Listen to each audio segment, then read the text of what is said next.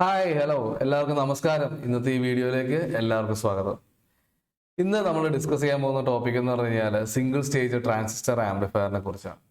ഇപ്പോൾ നമ്മൾ പല കാര്യങ്ങളും നമ്മൾ കഴിഞ്ഞ സെമസ്റ്ററുകളിലൊക്കെ ആയിട്ട് പഠിച്ചു അല്ലെ. കഴിഞ്ഞ വീഡിയോസിൽ നമ്മൾ common base, common emitter, common collector configurations ഒക്കെ നമ്മൾ ഡിസ്കസ് ചെയ്തതാണ് അല്ലേ ട്രാൻസിസ്റ്ററിന്റെ. അതുപോലെ തന്നെ നമുക്ക് ട്രാൻസിസ്റ്റർ ഉപയോഗിക്കണമെങ്കിൽ അതിനെ ബയാസ് ചെയ്യണമെന്ന് പഠിച്ചു. അതുകൊണ്ട് തന്നെ സ്റ്റെബിലിറ്റി അങ്ങനെയുള്ള കുറേ കാര്യങ്ങളൊക്കെ നമുക്ക് അറിയേണ്ടതുണ്ടെന്നുള്ളതും അതൊക്കെ നമ്മൾ ഡിസ്കസ് ചെയ്തു. ലോഡ് ലൈൻ, ഓപ്പറേറ്റിംഗ് പോയിന്റ്, അങ്ങനെ കുറച്ച് കൺസെപ്റ്റുകളെ കുറിച്ച് സംസാരിച്ചു. അപ്പോൾ ഇതെല്ലാം നമ്മൾ കഴിഞ്ഞ സെമസ്റ്ററുകളിൽ കഴിഞ്ഞ വീഡിയോസിലൊക്കെ നമ്മൾ കണ്ടു. അപ്പോൾ ഇത്തവണ നമ്മൾ പഠിക്കുന്ന കാര്യം എന്ന് വെച്ചാൽ ഒരു single stage practical transistor amplifier എങ്ങനെ നമുക്ക് ഉണ്ടാക്കാം എന്നുള്ളതാണ്.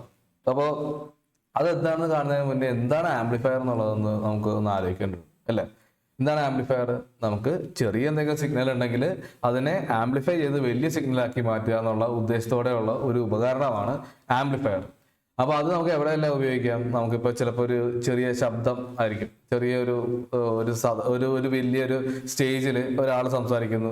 അയാൾ സംസാരിക്കുന്ന കാര്യങ്ങൾ അത്രയും പതിനായിരക്കണക്കിന് ഓഡിയൻസിലേക്ക് എത്തണമെന്നുണ്ടെങ്കിൽ അയാൾ അലറി വിളിച്ചിട്ട് കാര്യമില്ല. അയാൾ ഒരു ആംപ്ലിഫയർ വെച്ചിട്ട് അയാളുടെ ശബ്ദം ആംപ്ലിഫൈ ചെയ്തെടുത്ത് സ്പീക്കറിൽ കൊടുത്താൽ മാത്രമേ അയാൾക്ക് ഇത്രയും പേരെ അഭിസംബോധന ചെയ്ത് സംസാരിക്കാൻ സാധിക്കുള്ളൂ. അപ്പോൾ അതൊരു ഉദാഹരണമാണ്, ചെറിയ സിഗ്നലിനെ വലിയ സിഗ്നലാക്കി മാറ്റുന്ന ഒരു ഉദാഹരണം. ഇതുപോലെ തന്നെ പല പല ഉദാഹരണങ്ങളുണ്ട്. ഇപ്പൊ ശബ്ദം മാത്രമല്ല നമ്മൾ ആംപ്ലിഫൈ ചെയ്യുന്നത്, പല പല സിഗ്നൽസിനെ ആംപ്ലിഫൈ ഉണ്ട് നമ്മുടെ മൊബൈൽ ഫോണിൽ, അങ്ങനെ പിന്നെ നമ്മളുടെ ടെലിവിഷൻ സെറ്റ്സ്, അങ്ങനെ കുറേ സാധനങ്ങളിൽ, നമ്മുടെ ലാപ്ടോപ്പിലെ വൈഫൈ, അതെല്ലാം സിഗ്നലുകളെ ആംപ്ലിഫൈ, ആ വൈഫൈ മൊഡ്യൂളെല്ലാം സിഗ്നലുകളെ ആംപ്ലിഫൈ ചെയ്യാനുള്ള ആംപ്ലിഫയർ ഉൾപ്പെടെയാണ് മാറ്റുന്നത്. ഇപ്പോൾ ഈവൻ നമ്മളുടെ നാസയുടെ എക്സ്പ്ലോറേഷൻ, ഡീപ് സ്പേസ് എക്സ്പ്ലോറേഷൻസ് ഒക്കെ നോക്കിക്കഴിഞ്ഞാൽ അവർക്ക് ഇപ്പൊ ചൊവ്വ എന്നുള്ള ഒരു സന്ദേശം ഇവിടേക്ക് എത്തിക്കണം എന്നുണ്ടെങ്കിൽ കിലോമീറ്ററുകൾ കണക്കിനാണ്. നമ്മളൊരു ടോർച്ച് അടിച്ചാൽ പോലും അത് എത്ര ദൂരത്തേക്ക് പോകും അല്ലെ അതിന്റെ വെളിച്ചം. അപ്പൊ നിങ്ങളൊന്ന് ആലോചിച്ച് നോക്കുക, ചൊവ്വേന്ന് ഒരാൾ ടോർച്ച് അടിച്ചു കഴിഞ്ഞാൽ അതിന്റെ വെളിച്ചം ഇവിടെ കിട്ടണം എന്നുണ്ടെങ്കിൽ അതിന്റെ വെളിച്ചം അത്ര ശക്തിയൊന്നുമല്ല, അവിടുന്ന് വരുന്ന എനർജി വളരെയധികം ശക്തിയിലൊന്നുമല്ല ബീം ചെയ്യണം അല്ലെ. അപ്പൊ ആ വരുന്ന എനർജി വന്ന് കിട്ടുന്നത് ഈ നമ്മളുടെ നാസയുടെ ഡീപ് സ്പേസ് ഒബ്സർവേറ്ററികളൊക്കെ ഉണ്ട്. അപ്പോൾ ആ ഡീപ് സ്പേസ് നെറ്റ്വർക്കിൽ വന്ന് ആ ഡേറ്റ ഹിറ്റ് ചെയ്യുമ്പോൾ വളരെ ഫീബിൾ ആയിട്ടുള്ള സിഗ്നലുകളാണ് അവിടെ ജനറേറ്റ് ആവുന്നത്. അത്രയും ഫീബിൾ ആയിട്ടുള്ള സിഗ്നലിൽ നിന്ന് പോലും നമുക്ക് വളരെ കൃത്യമായിട്ട്, ഇപ്പൊ നമ്മളുടെ പുതിയ പെർസെവറൻസ് മിഷന്റെ എല്ലാം നമ്മൾ കണ്ടതാണ് എങ്ങനെയാണ് ഈ പറയുന്ന അവിടുത്തെ ആ ഒരു മാഴ്സിലെ അറ്റ്മോസ്ഫിയറും അവിടുത്തെ കാറ്റിന്റെ ശബ്ദവും നമ്മുടെ ഹെലികോപ്റ്റർ കിടന്ന് പറക്കുന്നത്, ഇതെല്ലാം നമ്മൾ കണ്ടതാണ്. അപ്പോൾ അത്രയും ക്വാളിറ്റിയിൽ ഈ സാധനം വലിയ കുഴപ്പങ്ങളൊന്നും ഇല്ലാതെ ഇവിടെ എത്തിക്കണം എന്നുണ്ടെങ്കിൽ അതിൻ്റെ അകത്തുള്ള ആംപ്ലിഫയറിന്റെ ക്വാളിറ്റി ഒന്ന് ആലോചിച്ച് നോക്കുക. ഇത്രയും കിലോമീറ്ററുകളോളം കടന്നിട്ടാണ് ഈ സിഗ്നലെല്ലാം എത്തിയത്. അപ്പോൾ ഇവിടെയെല്ലാമാണ് നമുക്ക് ആംപ്ലിഫയർ ഇത്ര ഇമ്പോർട്ടൻ്റ് ആണ് എന്ന് നമുക്ക് തോന്നിപ്പിക്കുന്ന കാര്യങ്ങൾ നടക്കുന്നത്.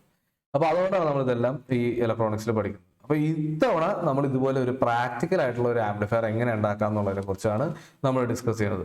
അപ്പൊ അങ്ങനെ പ്രാക്ടിക്കൽ ആയിട്ടുള്ള ആംപ്ലിഫയർ ഉണ്ടാക്കണം എന്നുണ്ടെങ്കിൽ നമ്മൾ ഈ പറയുന്ന ഫെയ്ത്ത്ഫുൾ ആംപ്ലിഫിക്കേഷൻ എന്ന് പറയുന്ന കണ്ടീഷനും കൂടി അറിഞ്ഞിരിക്കണം. കാരണം എന്താണ്, നമ്മൾ അവിടെ നിന്ന് മാങ്ങാന്ന് പറഞ്ഞാൽ തേങ്ങാന്നല്ല കേൾക്കേണ്ടത് അല്ലെ. അപ്പൊ സിഗ്നലിനെ ആംപ്ലിഫൈ ചെയ്ത് വരുമ്പോൾ മാങ്ങാന്ന് പറഞ്ഞ സംഭവം തേങ്ങാന്നായി പോകരുത് എന്നുള്ളതാണ് ഫെയ്ത്ത്ഫുൾ ആംപ്ലിഫിക്കേഷൻ പറയുന്നത്. അതായത് process of raising the strength of weak signal without any change in its general shape, അതാണ് ഫെയ്ത്ത്ഫുൾ ആംപ്ലിഫിക്കേഷൻ എന്ന് പറയുന്നത്. അപ്പൊ അതിന്റെ കുറച്ച് കണ്ടീഷൻസ് ഒക്കെ ഉണ്ട്. എന്താണ് കണ്ടീഷൻ? ഒന്നാമത്തെ കാര്യം, zero signal collector current provide ചെയ്തോളണം. പിന്നെ minimum proper base emitter voltage provide ചെയ്തോളണം. Minimum proper collector emitter voltage provide ചെയ്തോളണം. സീറോ സിഗ്നൽ കളക്ടർ കറണ്ടും കളക്ടർ എമിറ്റർ വോൾട്ടേജും ഒക്കെ നമ്മൾ പഠിച്ചാണ്. ഓപ്പറേറ്റിംഗ് പോയിന്റ് എന്ന് പറയുന്ന ഒരു സംഭവമായിട്ട് ബന്ധപ്പെട്ട് നമ്മൾ പഠിച്ചാണ്. അതായത് സിഗ്നൽ കൊടുത്തില്ലെങ്കിലും നമുക്ക് ഈ പറയുന്ന ഒരു പർട്ടിക്കുലർ VC, IC എന്ന് പറയുന്ന വാല്യൂസ് നമുക്ക് സെറ്റായി വെച്ചോളണം, റെഡിയാക്കി കിട്ടിക്കൊള്ളണം. അപ്പൊ അതിന് വേണ്ടിയിട്ട് നമുക്ക് കുറച്ച് സർക്യൂട്ടൊക്കെ ഉണ്ട്, അതിന്റെ പേരാണ് ബയാസിംഗ് സർക്യൂട്ട്സ്, നമ്മൾ പഠിച്ചതാണ്. അപ്പൊ അതുപോലെ തന്നെ നമുക്ക് ഈ സംഭവം വർക്ക് ചെയ്യണമെന്നുണ്ടെങ്കിൽ ബേസ് എമിറ്റർ വോൾട്ടേജ് പക്ക ഫോർവേഡ് ബയസ് ആയിരിക്കണം. അപ്പൊ അതിനുള്ള വോൾട്ടേജും നമുക്ക് കിട്ടിക്കൊള്ളണം. ഇതെല്ലാം ചെയ്യാനുള്ള സർക്യൂട്ടാണ് ബയാസിംഗ് സർക്യൂട്ട്സ്. അപ്പോൾ നമ്മളുടെ പ്രാക്ടിക്കൽ ആയിട്ടുള്ള ആംപ്ലിഫയറിന്റെ അവസ്ഥ എന്താണ്, അതെങ്ങനെ നമുക്ക് ഉണ്ടാക്കാം? വലതുവശത്ത് കാണുന്നതാണ് പ്രാക്ടിക്കലായിട്ട് നമുക്ക് ചെയ്യാവുന്ന ഒരു കാര്യം. അപ്പൊ ഇതിന്റെ അകത്ത് നമ്മൾ നേരത്തെ പഠിച്ച ബയാസിങ് സർക്യൂട്ട് ഉണ്ട്. ഏതാണ്? നമ്മൾ ഈ പറയുന്ന ഈ 1, 2, 3, 4 റെസിസ്റ്റൻസുകളുണ്ട്. R1, R2, RC, RE. ഈ റെസിസ്റ്റൻസുകളുണ്ട്. ഇതെന്ത് ബയാസിംഗ് ആണ്? വോൾട്ടേജ് ഡിവൈഡർ ബയാസിംഗ് ആണ്. കാരണം എന്താണ്? R1ഉം R2ഉം ഒരു വോൾട്ടേജ് ഡിവൈഡർ ആയിട്ട് ആക്ട് ചെയ്യുന്നു. എന്നിട്ട് ഡിവൈഡ് ചെയ്ത വോൾട്ടേജ് നമ്മുടെ ബേസ് എമിറ്റർ വോൾട്ടേജിലേക്ക് കോൺട്രിബ്യൂട്ട് ചെയ്യുന്നു. ഓക്കെ, അപ്പൊ അതിന് വേണ്ടിയിട്ട് ബേസിലേക്ക് അപ്ലൈ ചെയ്യുന്നു. അതുകൊണ്ടാണ് ഇത് ഒരു വോൾട്ടേജ് ഡിവൈഡർ അറേഞ്ച്മെന്റ് ആണെന്ന് പറയാൻ കാരണം, വോൾട്ടേജ് ഡിവൈഡർ ബയസ് ആണെന്ന് പറയാൻ കാരണം. അതുപോലെ RCയുടെ റോൾ എന്താണ്? RCയുടെ റോൾ എന്ന് പറഞ്ഞാൽ സീറോ സിഗ്നൽ കളക്ടർ കറണ്ട് നിശ്ചയിക്കാനും ഒക്കെ വേണ്ടിയിട്ടൊക്കെ എത്രയാണെന്നുള്ളതൊക്കെ വേണ്ടിയിട്ട് ആ കളക്ടർ റെസിസ്റ്റൻസ് ആയിട്ട് ആക്ട് ചെയ്യുന്നു. അതുപോലെ RE എന്താണ്? അത് എമിറ്റർ റെസിസ്റ്റൻസ് ആണ്. എന്തിനാണ് എമിറ്റർ റെസിസ്റ്റൻസ്? നമുക്ക് ഈ പറയുന്ന സർക്യൂട്ടിന് സ്റ്റെബിലിറ്റി കിട്ടാൻ വേണ്ടിയിട്ടാണ്. അനാവശ്യമായിട്ടുള്ള കളക്ടർ കറണ്ടിന്റെ വേരിയേഷൻസിനെ ചൊൽപ്പടിയിൽ നിർത്താൻ വേണ്ടിയിട്ടുള്ള സാധനമാണ് ഈ പറയുന്ന എമിറ്റർ റെസിസ്റ്റൻസ് എന്ന് പറയുന്നത്. എങ്ങനെയാണ്, എന്താണ് എന്നുള്ളതൊക്കെ സംശയം ഉണ്ടാവും. തൊട്ട് മുന്നത്തെ വീഡിയോ നോക്കി കഴിഞ്ഞാൽ നിങ്ങൾക്ക് മനസ്സിലാവും. അപ്പോൾ അങ്ങനെ നമ്മൾ അതെല്ലാം പഠിച്ചതാണ്. അപ്പോൾ അങ്ങനെ ആയിക്കോട്ടെ, ഈ പറയുന്ന റെസിസ്റ്റൻസുകൾക്കൊക്കെ അതിൻ്റെതായ റോളുകളുണ്ട്. പിന്നെ നമുക്ക് വേറെ അഡീഷണലി നമുക്ക് ഇതിൻ്റെ അകത്ത് പറയാവുന്ന ഒരു കാര്യം എന്ന് വെച്ച് കഴിഞ്ഞാൽ VCC എന്ന് പറയുന്ന സാധനമാണ്. VCC എന്ന് പറയുന്ന സംഭവം. അപ്പൊ ഇതെല്ലാം കൂടി ചേർന്ന് വരുന്ന സംഭവമാണ് എന്ത്? നമ്മളുടെ ബയാസിംഗ് സർക്യൂട്ട് എന്ന് പറയുന്നത്. R1, R2, RE, RC and VCC. ഇത്രയും സാധനങ്ങൾ ചേർന്ന് വരുമ്പോൾ നമുക്ക് ബയാസിംഗ് സർക്യൂട്ടായി. എന്താണ് ഈ VCCയും ബയാസിംഗിലാണെന്ന് പറയാൻ കാരണം? കാരണം ഇയാളാണ് ഇവിടുത്തെ ബേസ് കറന്റ് ഒക്കെ, സീറോ സിഗ്നൽ ബേസ് കറന്റ് ഒക്കെ സെറ്റ് ചെയ്യാനുള്ള ചേതോവികാരം അല്ലെ. ഈ ഒരു DC സോഴ്സിൽ നിന്നാണ് നമുക്ക് ഇതിനെ ആംപ്ലിഫൈ ചെയ്യാനുള്ള പവറും കാര്യങ്ങളൊക്കെ കിട്ടുന്നത്. അപ്പൊ ഇയാളാണ് ഇവിടുത്തെ കണ്ടീഷൻസ്, ബയാസിംഗ് കണ്ടീഷൻസ് കൂടെ സെറ്റ് ചെയ്യുന്നത്. അപ്പൊ അതുകൊണ്ട് നമുക്ക് ഇയാളെയും ബയാസിങ്ങിന്റെ സപ്പോർട്ടിങ് കമ്പോണന്റ് ആയിട്ട് തന്നെ കാണേണ്ടി വരും. അപ്പൊ അതങ്ങനെ. ഇനി രണ്ടാമത്തെ കമ്പോണന്റ് എന്താണ്? ഈ ഒരു ഇൻപുട്ട് കപ്പാസിറ്റർ ആണ്. അപ്പൊ എന്താണ് ഈ ഇൻപുട്ട് കപ്പാസിറ്റർ? ഇൻപുട്ട് കപ്പാസിറ്റർ എന്ന് വെച്ച് കഴിഞ്ഞാല് ഇവിടെ കുറെ DC സിഗ്നലുകളുണ്ട്. ഇപ്പുറത്തുള്ളത് ഒരു AC ഇൻപുട്ട് സിഗ്നലാണ്. ഇതിനെയാണ് ആംപ്ലിഫൈ ചെയ്യേണ്ടത്. അപ്പോൾ ഇവിടെ നിന്ന് വരുന്ന ആ സിഗ്നല് ഈ ജംഗ്ഷനിൽ കൂടി ഇപ്പുറത്തേക്ക് വന്നു കഴിഞ്ഞാൽ, ഈ കപ്പാസിറ്റർ ഇല്ല ഡയറക്റ്റ് കൊടുക്കുകയാണെങ്കിൽ ആ വരുന്ന DC സിഗ്നൽ എല്ലാം ഇതിനെ അഫക്ട് ചെയ്യാൻ സാധ്യതയുണ്ട്. ഇത് ഇങ്ങോട്ടേക്കൊക്കെ വരാൻ സാധ്യതയുണ്ട്, തൊട്ട് മുന്നത്തെ സ്റ്റേജിലേക്ക് വരാൻ സാധ്യതയുണ്ട്. അപ്പൊ അത് വരാതിരിക്കാൻ വേണ്ടി നമ്മുടെ ഉദ്ദേശം എന്താണ്? ഈ ഒരു സിഗ്നൽ ഇപ്പുറത്തെ എത്തിയാൽ മതി. അപ്പൊ അത് മറ്റേ സിഗ്നൽ ഇങ്ങോട്ട് വരാതിരിക്കുകയും വേണം. അതിനുവേണ്ടി നമുക്ക് ഒരു കപ്പാസിറ്റർ ഇട്ട് കൊടുക്കാം. കാരണം കപ്പാസിറ്റർ AC-നെ കടത്തി വിടും. നമ്മുടെ ഈ ഇങ്ങോട്ട് വരാനുള്ള സിഗ്നൽ AC ആണ്, ഇങ്ങോട്ട് വരാൻ പാടില്ലാത്ത സിഗ്നൽ DC ആണ്. അതുകൊണ്ട് ഇയാള് ഇവിടെ നിന്നുള്ള ആ സിഗ്നൽ ഇങ്ങോട്ട് പോവുകയുമില്ല, ഇവിടെ നിന്നുള്ള സിഗ്നൽ ഇങ്ങോട്ട് കയറി പോന്നോളും. അപ്പൊ അതിനുവേണ്ടി ഇവിടെ കപ്പാസിറ്റർ ഉണ്ട്. പോരാത്തതിന് ഇവിടെ ഈ കപ്പാസിറ്റർ ഇല്ലായിരുന്നെങ്കിൽ നമ്മുടെ ഈ ഇൻപുട്ട് സിഗ്നൽ എന്ന് പറയുന്ന ആ സോഴ്സിന് ഒരു സോഴ്സ് റെസിസ്റ്റൻസ് ഉണ്ട് അല്ലെ. നമ്മുടെ എല്ലാ സർക്യൂട്ടിനും ഒരു റെസിസ്റ്റൻസ്, ഇക്വാലന്റ് റെസിസ്റ്റൻസ് എന്ന് പറഞ്ഞാൽ നമ്മൾ പഠിച്ചിട്ടുണ്ട് അല്ലെ, തെവെനിൻ റെസിസ്റ്റൻസ്. ആ തെവെനിൻ റെസിസ്റ്റൻസ് ഇവിടെ കിടപ്പുണ്ടാവും. അപ്പോൾ ആ തെവെനിൻ റെസിസ്റ്റൻസും ഈ കിടക്കുന്ന R2 കൂടി പാരലൽ കോമ്പിനേഷൻ ആയിട്ട് വരും. അങ്ങനെ നമ്മുടെ ഇതിന്റെ ബയാസിങ്ങിന് നന്നായിട്ട് ബാധിക്കും. അങ്ങനെയൊന്നും ഇല്ലാതിരിക്കാൻ വേണ്ടിയിട്ടാണ്. അപ്പൊ രണ്ട് കാര്യങ്ങളാണ് നമ്മളിവിടെ എൻഷുർ ചെയ്തത്. ഒന്ന്, ഈ ഇതിനെ ബാധിക്കരുത്, ഈ സോഴ്സിനെ ബാധിക്കരുത്, അതുപോലെ തന്നെ ഈ പറയുന്ന ബയാസിങ്ങിനെയും ബാധിക്കരുത്. അപ്പൊ ഈ രണ്ട് കാര്യങ്ങൾ നമ്മൾ ഒഴിവാക്കിയിട്ടുണ്ട് ഈ ഒരു കപ്പാസിറ്റർ ഇടുന്ന ഒരു വഴി. രണ്ടാമത്തെ കാര്യം എന്താണ്? രണ്ടാമത്തെ കാര്യം എന്ന് വെച്ച് കഴിഞ്ഞാൽ ഇവിടെ ഒരു കപ്പാസിറ്റർ ഉണ്ട്. അതിനെ പറഞ്ഞ പേരാണ് എമിറ്റർ ബൈപാസ് കപ്പാസിറ്റർ. എന്താണ് ഇതിന്റെ ഉദ്ദേശം? ഇതിന്റെ ഉദ്ദേശം എന്ന് വെച്ച് കഴിഞ്ഞാൽ ഇത്രയേ ഉള്ളൂ. നമ്മളിവിടെ പല കറന്റുകളുണ്ട്. എമിറ്റർ കറന്റ് തന്നെ രണ്ടെണ്ണം കൊടുത്തിട്ടുണ്ട്. Capital I plus small I എന്നൊക്കെ കൊടുത്തിട്ടുണ്ട്. അപ്പൊ എന്താണ് അങ്ങനെ വരാൻ കാരണം? കാരണം വേറെ ഒന്നുമല്ല, നമുക്ക് ഇവിടെ രണ്ട് സോഴ്സുകളുണ്ട്. VCC എന്ന് പറഞ്ഞ ഇവിടെ ഒരു സോഴ്സ് ഉണ്ട്, ഇൻപുട്ട് സിഗ്നൽ എന്ന് പറഞ്ഞ ഒരു AC സോഴ്സ് ഉണ്ട്. അപ്പോൾ ഈ VCC എന്നുള്ളത് DC സോഴ്സ് ആണ്. അതിൽ നിന്നുള്ള കറന്റുകളാണ് ക്യാപിറ്റൽ ലെറ്റർ വെച്ചിട്ട് ഡിനോട്ട് ചെയ്തിട്ടുള്ളത്. അപ്പൊ VCC നിന്നുള്ള ബേസ് കറന്റിലേക്കുള്ള കോൺട്രിബ്യൂഷൻ ആണ് IB, ക്യാപിറ്റൽ IB. അതുപോലെ തന്നെ ഇൻപുട്ട് സിഗ്നലിൽ നിന്നുള്ള ബേസ് കറന്റിലേക്കുള്ള കോൺട്രിബ്യൂഷൻ ആണ് സ്മോൾ ലെറ്റർ IB. അപ്പൊ രണ്ടുപേരും കൂടി ചേർന്ന് സൂപ്പർ പോസ് ചെയ്തിട്ടാണ് ഇവിടേക്ക് ഒഴുകുന്നത്. അതേപോലെ തന്നെ നമുക്കറിയാം കളക്ടർ കറന്റ് എന്ന് പറയുന്നത് ബേസ് കറന്റിന്റെ ബീറ്റ ടൈംസ് ആയിരിക്കും എന്നുള്ളത്. അതായത് IC ബീറ്റ ഇൻറ്റു IB എന്ന് നമ്മൾ പഠിച്ചിട്ടുണ്ട്. ഇത് ഈ പറയുന്ന AC സിഗ്നലിനും DC സിഗ്നലിനും സെപ്പറേറ്റ്ലി നമുക്ക് അപ്ലൈ ചെയ്ത് നോക്കാം. അപ്പോഴും നമുക്ക് എന്ത് കിട്ടും? ഒരു ക്യാപിറ്റൽ IC സ്മോൾ ലെറ്റർ ICയും കിട്ടും. അപ്പൊ ഇവർ രണ്ടുപേരും ഇവിടെ ജനറേറ്റ് ആവുന്നുണ്ട്. അപ്പൊ ഈ കറന്റുകളും കൂടി രണ്ടും കൂടി ചേർന്ന് ഇങ്ങോട്ടേക്ക് എമിറ്ററിലേക്ക് ഒഴുകും അല്ലെ. നമ്മൾ പഠിച്ചിട്ടുണ്ട് emitter current is equal to base current plus collector current. അപ്പൊ അതുകൊണ്ട് തന്നെ ഇവിടെ ഉണ്ടാവും എന്ത്, ഒരു ക്യാപിറ്റൽ ഐയും ഒരു സ്മോൾ ഐയും. ഈ സ്മോൾ ഐയുടെ പ്രത്യേകത എന്ന് വെച്ച് കഴിഞ്ഞാൽ ഈ സ്മോൾ ഐ ആണ് നമ്മളുടെ ഔട്ട്പുട്ട് വോൾട്ടേജിന് കാരണമായിട്ടുള്ള കറണ്ട്. അപ്പൊ ആ ഔട്ട്പുട്ട് വോൾട്ടേജിന് കാരണമായിട്ടുള്ള കറണ്ട് ഈ കാണുന്ന എമിറ്റർ റെസിസ്റ്റൻസിൽ കൂടി ഡ്രോപ്പ് ആയി പോകുന്നത് അത്ര നല്ലതല്ല. കാരണം എന്താണെന്ന് വെച്ച് കഴിഞ്ഞാൽ നമ്മുടെ ഔട്ട്പുട്ട് വോൾട്ടേജ് ഗെയിൻ എത്രത്തോളം വലുതായി എന്നുള്ളതിന്റെ കണക്ക്, അത് ആ വോൾട്ടേജ് ഗെയിൻ കുറക്കും. അതായത് ഇതിന്റെ ആംപ്ലിഫൈ ചെയ്യാനുള്ള കഴിവിനെ കുറക്കും. ഈ പറയുന്ന സ്മോൾ ലെറ്റർ ഐ എന്ന് പറയുന്ന കറണ്ട് ഈ റെസിസ്റ്റൻസിൽ കൂടി കടന്നു പോയി കഴിഞ്ഞാൽ അതിനെ ആംപ്ലിഫൈ ചെയ്യാനുള്ള കഴിവ് കുറഞ്ഞു പോകും നമ്മുടെ ട്രാൻസിസ്റ്റർ ആംപ്ലിഫയറിന്. അങ്ങനെ ഇല്ലാണ്ടിരിക്കുകയും വേണം, എന്നാൽ ഈ റെസിസ്റ്റൻസ് മാറ്റാനും പറ്റില്ല. അതുകൊണ്ടാണ് നമ്മൾ ഇവിടെ ഒരു കപ്പാസിറ്റർ ഇടുന്നത്. അപ്പൊ അതുകൊണ്ടുള്ള ഗുണം എന്താണ്, എന്തായാലും ഈ ഡി സി സിഗ്നൽ കപ്പാസിറ്റർ വഴി കടന്നു പോകില്ല, ക്യാപിറ്റൽ ഐ എന്തായാലും കപ്പാസിറ്റർ കൂടി പോകില്ല, അതിനെന്തായാലും ഈ റെസിസ്റ്റൻസ് ബാധകമായിട്ട് വരും. പക്ഷേ നമ്മളിവിടെ ഈ ഒരു സ്മോൾ ലെറ്റർ ഐ ഉണ്ട്, ആ സ്മോൾ ലെറ്റർ ഐ ഇതിനെ അവോയ്ഡ് ചെയ്തിട്ട് ഇതിലേക്കൂടി കടന്നു പോകും.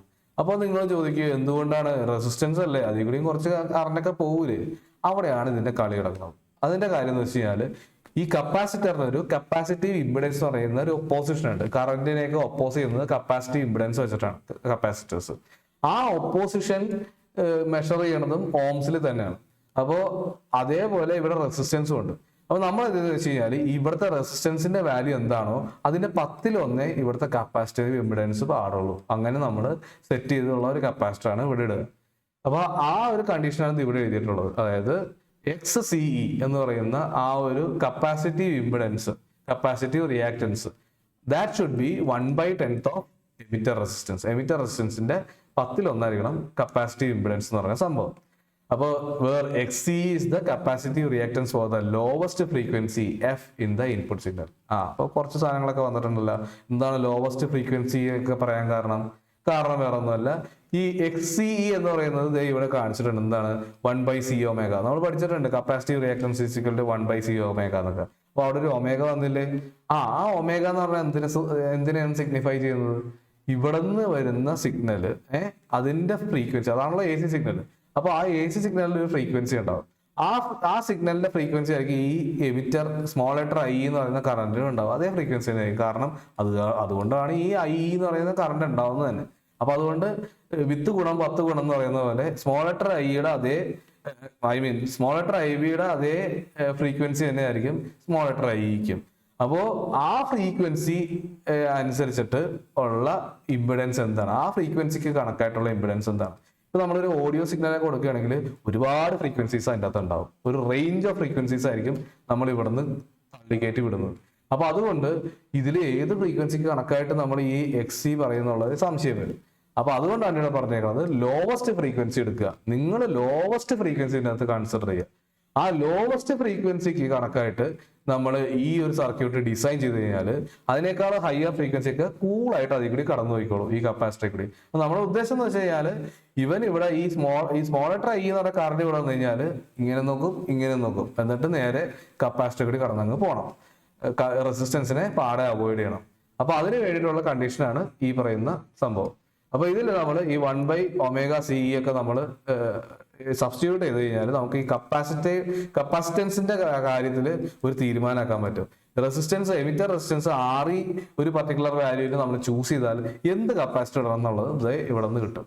ഓക്കെ, അപ്പൊ ഇവിടെ ഈ ഒമേഗ എന്നൊക്കെ പറഞ്ഞാൽ നിങ്ങൾക്ക് അറിയാമെന്ന് വിശ്വസിക്കുന്നു. എന്താണ് 2πf, അതായത് ലീനിയർ ഫ്രീക്വൻസിയുടെ 2π ടൈംസ് ആണ് ആംഗുലർ ഫ്രീക്വൻസി.